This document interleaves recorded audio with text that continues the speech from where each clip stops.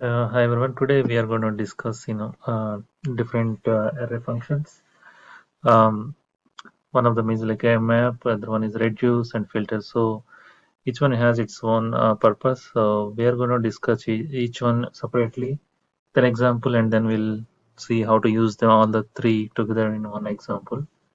Okay, I'm writing actually one example here. So let's say I have a employee object here, employees object, as sorry, employees an object array of objects. So there are 5 employee objects, and each object has ID, name, and salary here. So there are different ways to iterate over this array. And let's say my requirement is to get the array of all the employee IDs. So what I used to do, one of the ways I used to do is like I'll declare, let's say, employee IDs equal to something like this. Then I will go over using the for loop, wait for this to go like this for loop, and I used to return the employee ID from, so we got an object of employee and then we return the ID, right? So we get an ID, then I used to do e dot ID. So we have an array, so we used to push the elements to the empty array here like this, right? So this is how we used to push, and let's print how it works before even going to the actual map with ES6 syntax. Employee IDs. Let's run this.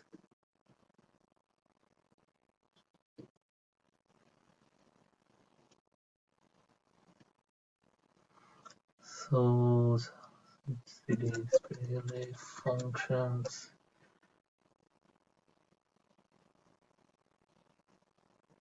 Okay, I don't know why the folder name is .js, but yeah, let's try node map demo.js. So it's printing all the employee ID. So this is one of the way, but also we can do this without even this one. So what we can do, we don't need to. You see here we are declaring the empty array and then pushing iterating over each element of that array. Like this is an each element employee object, and each employee object is being pushed to this employee IDs array. So we don't need this actually. So JavaScript already has inbuilt functionality around that, so we can write simply what we want. Like we don't have to write. So what we can do is we can remove this. Also, we don't need anything here. So you just need employee IDs to be return value constraint here. So this looks more clean, right? So only simple one line code here. So what we're doing here is so we're using the map here. So map is basically taking the, if you look at the syntax, it's taking the callback function. Callback function takes the value, right? So that we want to pass it to the function. So then we can use that function to do anything. So basically I'm passing the employee object, and then for each element, for each employee object, I'm taking the ID, and what it does is internally it returns this value, and it adds back to the employee IDs array for every element. And once that iteration is over, it is going to print all the elements. Let's run now. We should expect the same result now. So it looks the same, right? So this is the same thing. Yeah, that's a map. Let's go to next. I wanted to demo the reduce function. So now we are demoing the reduce demo.js. So here I have the same object employees object, and let's see if we want to calculate the sum of all the employee salary. So yeah, let's see how we can do that. So I declared an employee to the salary variable, and I'm iterating over the employees object using for each employee object. I'm summing their salary by adding to the accumulator variable. So the current salary of the employee to the total accumulator variable salary. So we're getting the salary here, and I'm printing it. And let's print what happens this. So we got 1000, 300, 200, 500, 500 plus 600 plus 200 plus 200, 400, 500. So that's what we used to do. And let's see how we can do that using the reducer function. So reducer, let's write like employees start reduce.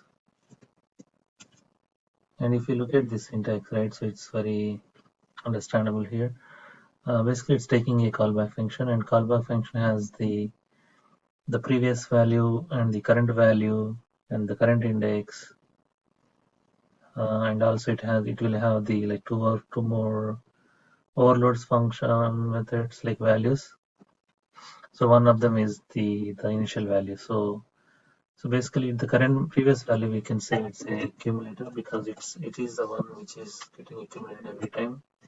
And this is the current value, so we can say employee, right? So it's taking a callback function, so writing a arrow ES6 arrow syntax.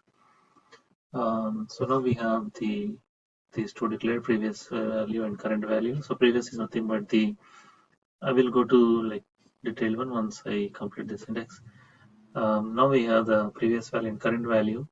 What I'm going to do is I want to add the previous value to the current value to the salary, right? So, and we get the file values. So that total salary for all employees is constant class total salary.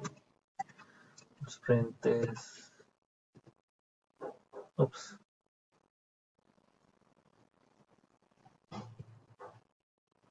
Okay, this is the initial value. I didn't put initial value, so it's considering it as an object instead of the integer. So let's put that initial value. So initial value of the accumulator. So it's 1000. So basically, you see that the last parameter here, initial value.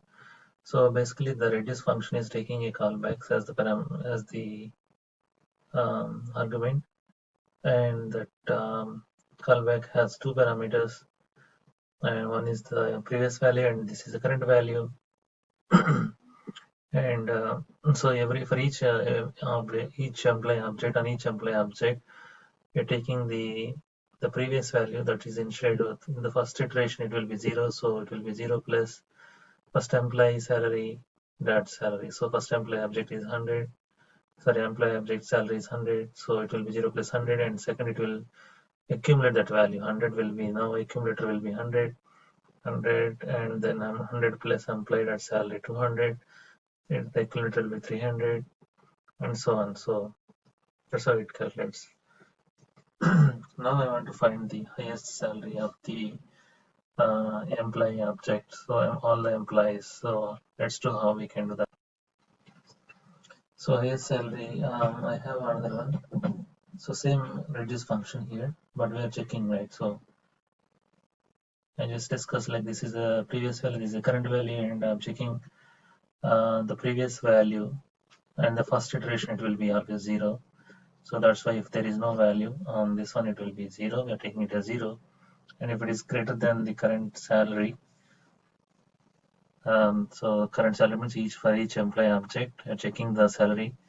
If it is greater than, if the previous value is greater than the current value, then the previous value is the highest value. So we are taking it. And otherwise it's a current value object. So basically I'm taking the complete employee object here.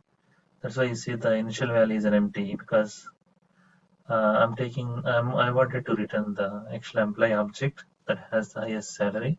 So that's why I declared the initial value as object. And yeah, so this is straightforward.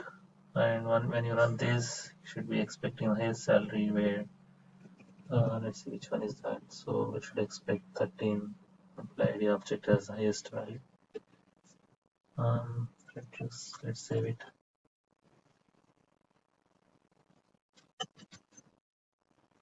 Oops.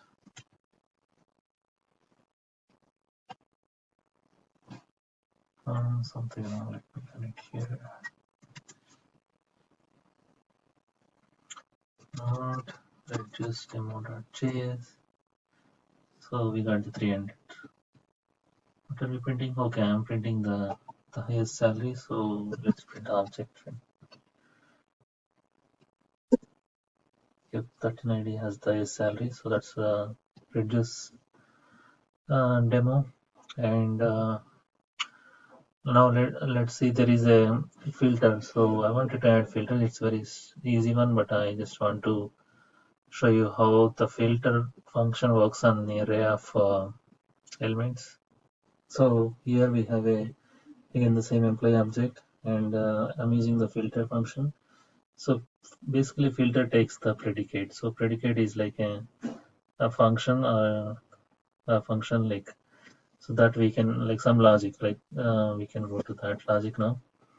Let's say I want to print the salary greater than, I want to print all the or basically I want all the employees whose salary is greater than, let's say 200, right, or greater than or equal to 200. So I applied the filter function on the employees object, sorry, array, and let's say you want to filter like salary greater than 200 or greater than or equal to 200, right? So, and let's see what happens with that. So let's print his salary like this, and I want to put it to the console dark and see what happens. Let's print this.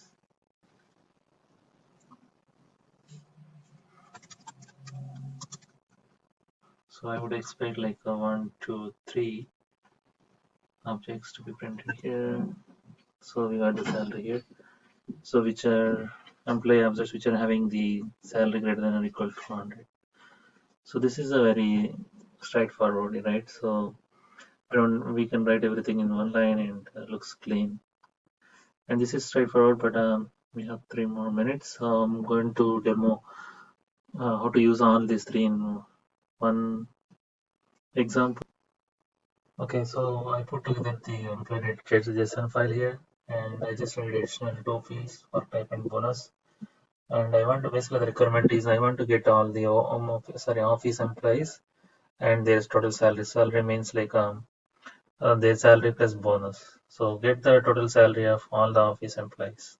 So it's very straightforward. I imported the data.json file, and I'm iterating over the data employees and filtering first, and checking the, so filter taking the predicate, so it's office, if it is office users, and on that, so we got the 2 objects, on the which 2 objects I'm taking each employee object, that salary and bonus, so it's going to return the sum for each employee, their bonus, right, salary plus bonus for each employee. So now what I need to do is, like, I have like 2 objects, each object has its employee object has its own salary. Now I want to calculate the total sum of all the employees, so I'm taking each employee object and accumulating. So we just saw that how to do that. So I'm taking the each employee 2 objects, so first one will be 0 and total salary. For each employee object I'm taking the total salary and adding to the accumulator. So then when you print that, let's see how it goes. This, so we got the 530. So we have like um, 2 office employees and their salary is 300 plus 200, 520 plus 1030, 530. So that's why it's printing 530. And there is no time, right? Sorry about that. So, but I can cover this more detail later. But you can take a look at this one. It's just combining all the 3 here. So yeah, please comment if you have any questions, and thank you so much. Bye.